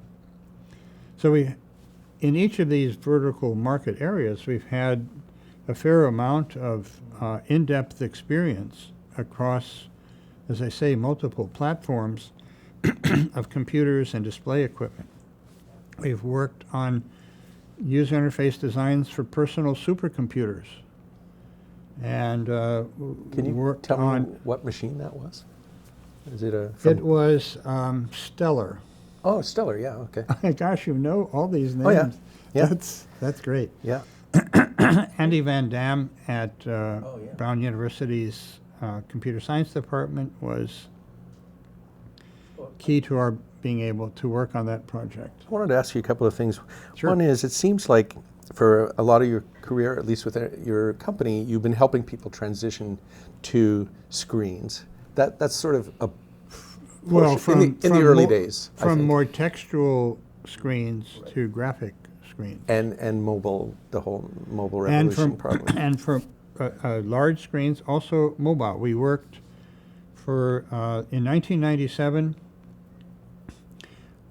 we tutored Samsung employees from almost every division of their company in advanced user interface design, including mobile. Wow. There were people in my tutorial who were designing control panels for nuclear reactors and microwave ovens and cameras and telephones and who knows what. That's fascinating. It stopped because in 1990, it stopped suddenly. We didn't finish all of our training because during that time the Japanese yuan collapsed and lost half its value.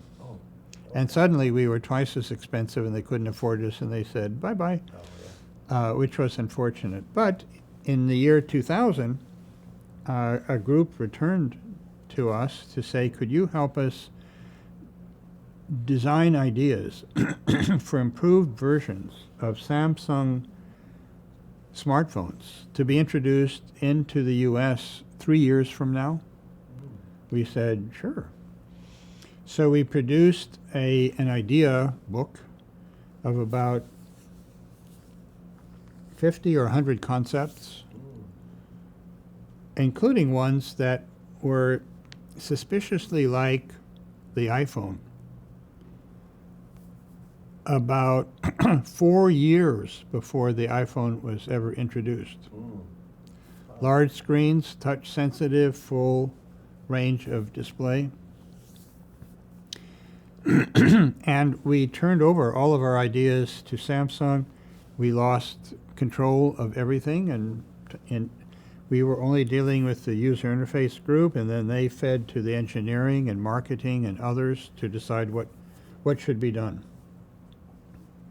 We also worked with Nokia for over a period of maybe 10 years. I tutored many Nokia people in Finland We even produced for Nokia.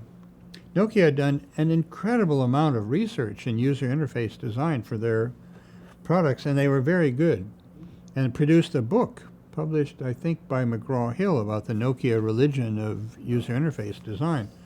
And the head of all design hired us to create a set of slides that would introduce to third-party software developers around the world what the Nokia religion was. And we designed those. Amazingly, they even let us brand at the bottom that it was Nokia and also AMA that was presenting this information, which is rare. And we had a good relation. In 2005, we even worked with a Nokia Advanced Product Development Group in London to envision future Nokia designs, and we had access to all of Nokia's strategic product development. Of course, around that time, Nokia was beginning its decline. Samsung was becoming stronger all the time.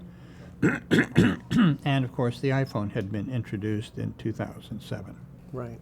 The other thing I want to ask you was, you have been helping people understand the information displayed to them from the days of the command line, just text on the screen, to the GUI. And I'd love to hear your thoughts on the advantages and disadvantages of both, and if there's, what do you think about the current, let's say, Mac OS and Windows, so as an instantiation of a GUI? Well, there are still things about the iPhone, the operating system of Apple's, that irk me, and so also for the operating system of the Macintosh Pro, MacBook Pro, I mean. And other systems have certainly improved, Microsoft's and Google's. I was just looking recently at Google's display advice, and it seemed so well designed because they had major text elements quite large, so you could easily see them in a quick glance. And they were showing the right things to guide people. And I thought, whoa, someone has finally really learned their lessons about how to give information to people who need to see it quickly, under stress, distracted, etc., which is about how most phone information is portrayed. Right. Let's face it. And I certainly feel the same thing. It is also of interest to note that in desktop use, sometimes graphical user interfaces are not helpful at all. They just make people have to move their hands around to do things, and where line commands, textual interactions are far faster, more efficient, more beloved by the people who have to do a lot of dedicated work. And frankly, I love icons, but I'm quite happy if my fingers can do command interactions to get some things done, so that I don't have to go poking around a screen, which I consider a waste of time. And that's true of a lot of dedicated professionals. So the graphical user interface was introduced for the rest of us, for novices and intermediate users, and that's its orientation. There are still people who love Unix, and I thought Unix was pretty great for all of the things that you could do, multiple buffers that most operating systems don't have. And I remember, do you remember the B operating system? Yes, yeah. It was incredible because Really? users could rearrange what clumps of information might be displayed in the equivalent of a Finder screen, so that you could see characteristics of data files that would be important for you, and that could be reconfigured personally for any kind of user. And in some cases, they are somewhat bizarre for different uses, and it would be easy to do that. It's not so easy with all of the fixed conventions, say, of the Macintosh Finder or Windows. How about Next? Did you ever Work with Next? Did you ever work with them or interact at all? I knew about them. We had all the guidelines of most of the operating systems. And in fact, one of the books we produced in 1994, I can't remember the date of Next being introduced. Was Next in our... That seems about right. Well, we published we began a project. Early 90s, I would say. We began a project for one of our clients to compare all the operating systems of all the GUIs. Oh. They had never been compared before. That's great. And we published that as the Cross GUI Handbook. I'm trying to remember who published it now. It's on my shelf. I can sort of see it. And it was it Addison Wesley? I can't remember, I'm embarrassed to say. Oh, that's okay. And our client, two co-authors were our previous clients, and we studied in detail all of the widgets of all of the major GUIs. If you recall, at that time there was Motif, OpenLook, Apple and Windows, and I guess Next also. And we listed out all of the widgets, all of their characteristics, cross-compared them as to what they were called and what they did, so that if you were porting from one system to another, you would have some idea of what was appropriate to do. And that was the first time that anyone had ever produced such a cross-comparison. Maybe there are others now, but at that time... How did they compare in terms of how much were they alike, let's say? Well, I don't know how to say this. In many cases, they were quite similar, but in other cases, they were very different. They all had to depict radio buttons and checkboxes. Those might be depicted in the same way, but the particular use of window scroll bars or other specific widgets that accomplished complex functions, those might differ radically from one operating system to another. That reminds me that I was present when Don Norman gave a talk at, I suppose, at a Cray conference, discussing the latest debates about whether, when you did this on a user interface, should the content scroll up or down, because there was no standard at the time. It had to be... Now the iPhone lets you choose. ...debated as a convention. They punted on the issue, just let you choose. Then it became fixed, and now more recently you can do whatever you want. Yeah, that's funny. We'll wrap it up here, I think. And sure. How's Moore's Law? This is kind of a highly abstract question, but can you draw any connections between the increasing computing power that you have lived through, and how that's affected your work? Well, Moore's Law means that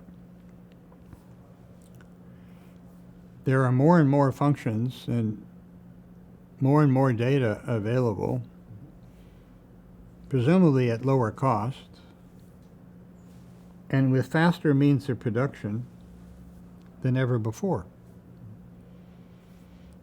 That has led to several things. One, almost all users are used as guinea pigs. Almost all products are released before they're actually finished. They are finished by getting some feedback from users who complained about things, and then some adjustments can be made.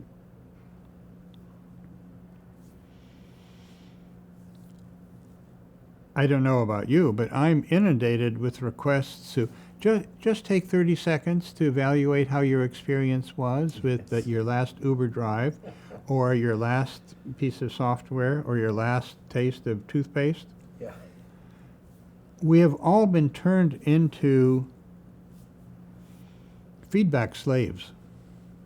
We're not given money for that. In the old days, some people had to be paid to be recruited and used for feedback, and dedicated time was given to their interrogation and analysis of results. I'm sure that's still done, but more and more we see people have slipped into an assumption that all of the users are available all of the time for no payment at all, and no concern for interrupting their lives. Yes. So you can improve your experience with our product and or service. Right. So that's somewhat annoying and and a dilemma for consumers as well as producers of products and services. It also means changes are coming all the time. You don't wait 1 year before version 2.0, version 13 or 14.0, and it's a never-ending series of versions that require some amount of education to get used to changes, and awareness of what the changes are and what impact they might have on my life and use of the product. I know in my own case, and I've heard from colleagues, that they avoid all improvements, at least until version 13.2 or 3 or 4. Oh yes, yes. Because they don't want to be unwitting guinea pigs to suffer through whatever wasn't finished for 13.0. Yeah. Another general problem is that we are, as I predicted 30 years ago, we are inundated with more and more information that we have to somehow accumulate, to understand, to make decisions about. And it is sometimes possible, but often not available, any means to to have that curated or prepared for us as though we were an expensive, valuable executive who used to have this done for him or her all the time. We are all now turned into unpaid executives, given insufficient information, summaries. I'm glad you brought that up, because it's something I was literally on the verge of asking you, which is the role of information overload, which people as far back as Alvin Toffler in Future Shock, and I'm sure, and your own writings. I certainly talked about it in 1981, if not earlier. That we would just have far too much information to even neurologically process. And how can what you do help people feel less overwhelmed with information? Well, by to the extent that I can inform and persuade, which, by the way, I haven't touched much about persuasion design in all of this, B.J. Fogg's work, as well as other people's. Feel free to discuss that if you'd like. I excerpt for a second to say that in 2007, I first attended the Persuasive Technologies Conference, which happened to be held at Stanford, and was very impressed by the efforts that people had made with PC platforms in general, even not so much Macintosh and certainly not mobile phones at the time, to improve people's behavior by using the technology to persuade people to change their habits, to smoke less, to eat better nutrition, to take their medicines, and to do other things in their routines which were for their own good and recommended by doctors, and the PC software and systems would enable them to accomplish that objective. And I thought, wow, that's really very benign and very humane and a good use of technology. So about 2009, but two years later, meaning about 1 year later, I had started a series of mobile design projects in which I used interns to help design future concepts for mobile software that would persuade users to change their behavior. Because we knew about the techniques of behavior change, and we applied them to, in the first case, energy conservation. How could you get people to be more energy conscious and to remember to turn out the lights and to use products appropriately that would not waste natural resources? That was called the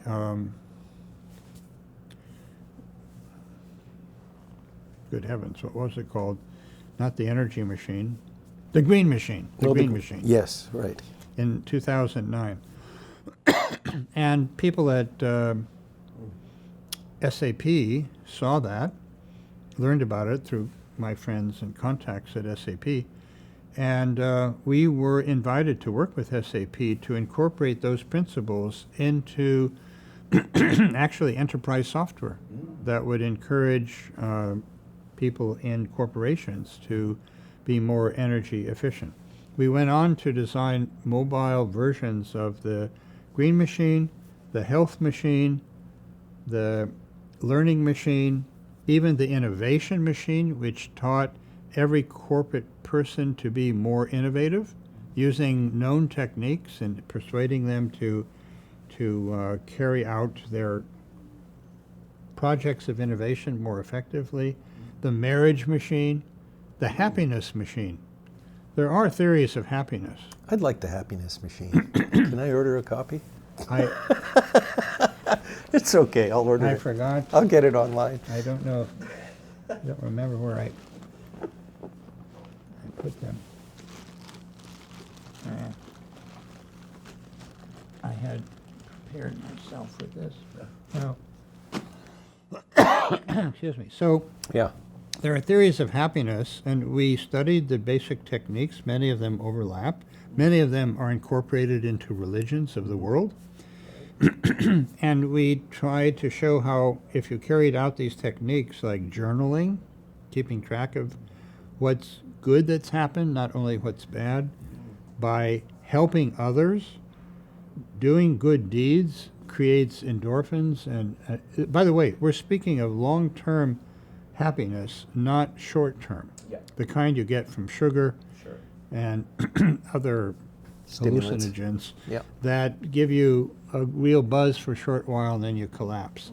These are sustainable and can be carried out over long periods of time. So that was a series of 10 projects that we produced over a period of 4 or 5 years. We published all of them.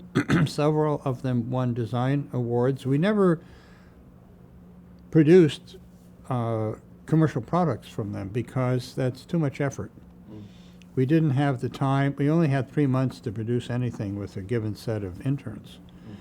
And so we went in, we studied the material, and we created concept designs, fake screens that would show what it would be like, and we gave that information away to anyone who wanted to try to build something.